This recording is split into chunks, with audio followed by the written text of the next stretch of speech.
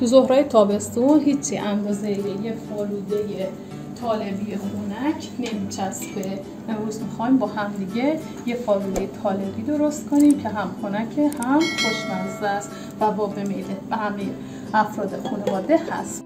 مواد لازمش یه دونه طالبی متوسط که من از قبل گذاشتم یخ زده، شکر بستگی به شیرینی طالبی و ذائقه خودتون داره، میتونید از 2 قاشق تا 4 قاشق بریزید. یخ اینجا من زیاد یخ نریختم چون طالبیام کاملا یخ داره، حدود 3 تا قطعه. گلاب 2 تا 3 قاشق غذاخوری، میتونید به جای گلاب از وانیل هم استفاده کنید و به دلخواه نصف لیوان شیر مزه خوشمزه‌ای به فالوده‌تون میده.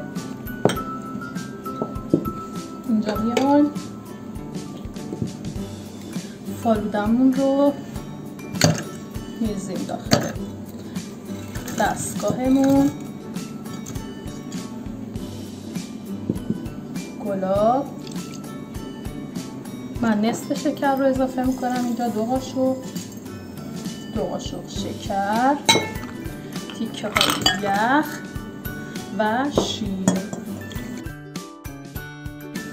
حالا موادمون رو کامل با هم دیگه مخلوط میکنیم. حتی میتونید یه مخلوط کن هم بریزید.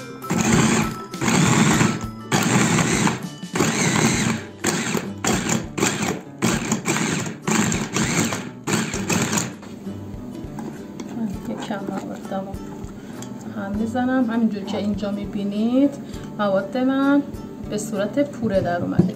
اگه خواسته باشین میتونید به همین صورت بذارین، بریزید توی کاسه و نوش جامتون کنین، یا میتونید بیشتر به شکل پوره درش